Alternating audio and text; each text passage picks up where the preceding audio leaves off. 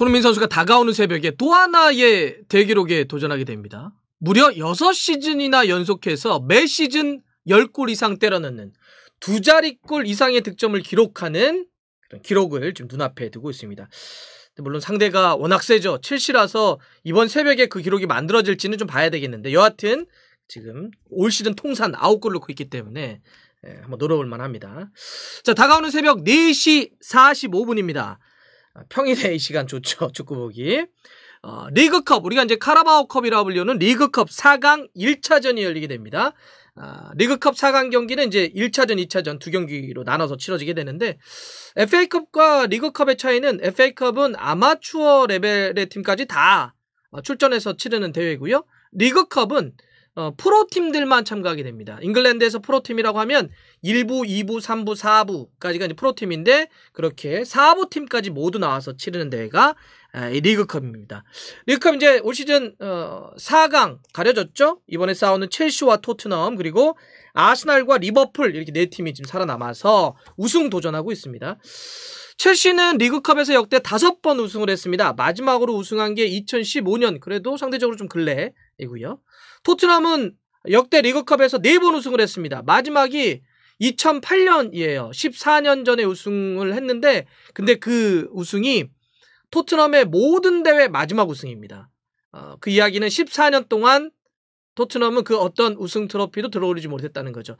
약간 좀 지독한 무승 이제 행진인데 이걸 끊어낼 수 있을지. 그것 때문에 뭐 해리케인이나 손흥민이나 우승 트로피가 없잖아요. 이번에 그걸 도전하게 되는 거죠. 참고로 이제 아스날과 리버풀도 좀 올라와 있는데 리버풀은 리그컵에서 역대 8번 우승을 하면서 맨시티와 함께 공동 리그컵 최다 우승팀이고요. 아스날은 2번 우승을 했는데요. 1993년 우승이 리그컵 마지막입니다.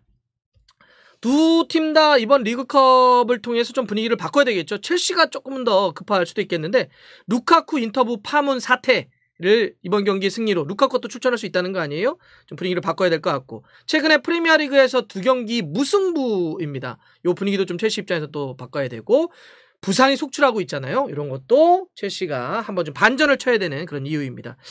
토트넘은 아까 말씀드렸던 것처럼 14년에 동안 우승하지 못했던 이 무관을 끊어낼 수 있을지 이 4강 경기가 발판이 될 수 있을지 봐야 될 것 같고요. 근데 토트넘은 콘테 감독 체제에서 흐름은 괜찮아요. 최근에 모든 공식 대회에서 7경기 무패 행진이니까 흐름은 좋습니다. 이거를 첼시라고 하는 아주 강한 팀을 상대로 해서도 이어갈 수 있을지 또 지켜보겠습니다. 원래 리그컵은 약간 로테이션을 돌리죠. 뭐 4강 정도면은 뭐 주전 일부와 또 비주전 약간 좀 섞어가지고 이렇게 경기하는 게 좀 있는데 이번엔 주전급들이 많이 출동할 것 같아요. 왜냐하면 다가오는 주말에 프리미어리그가 없습니다. FA컵만 있어요. FA컵은 상대적으로 이 두 팀 다 좀 약한 팀들하고 싸우기 때문에 이번 경기에 주력 쓰고 FA컵에서는 로테이션을 좀 크게 돌리는 이렇게 흐름으로 갈 것 같습니다. 맞대결에서는 첼시가 토트넘에게 잘 싸워왔습니다. 최근 2연승 포함을 해서 3경기 무패 행진 달리고 있고요. 올 시즌 프리미어리그에서 두 팀이 만났을 때도 첼시가 원정 갔었는데 그때 3대0으로 크게 이겼습니다. 티아고 실바, 캉테, 류디거 이렇게 골을 넣으면서 이제 완승을 거뒀는데 근데 이때는 이제 누누죠. 누버지가 있을 때입니다. 지금은 이제 콘테 감독이 있을 때니까 좀 상황은 좀 많이 다릅니다. 손흥민 선수는 역대 첼시 경기 아주 강했다고 보긴 좀 어려워요. 물론 그 2018년에 굉장히 임팩트 있는 골을 넣었었죠. 조르지뉴 등에 달고 막 뛰어들어가가지고 골을 넣었었던 그 돌파 골 그 기억이 나실 텐데 근데 그게 첼시를 상대한 마지막 득점입니다. 그 이후에는 한 3, 4년 동안 첼시 만나서 골을 넣지 못했어요. 그때 이제 사리 감독 있을 때였는데 그러고 보니까 콘테 감독이 또 첼시 출신이어가지고 이래저래 얽혀서 많은 이야기들이 좀 있겠네요. 손흥민 선수는 그 골 포함을 해서 역대 첼시 경기 모든 대회에서 14번 싸웠는데 2골 넣은 게 전부입니다. 어시스트 없고요. 근데 이제 손흥민 선수가 초반에 말씀드렸던 것처럼 만약에 이번 경기에서 골을 넣게 되면 올 시즌 모든 대회 통틀어서 10번째 득점에 성공하게 되는 겁니다. 골을 넣는다면. 올 시즌 통산 21경기를 모든 대회에서 손흥민 선수가 소화했는데 현재 9골입니다.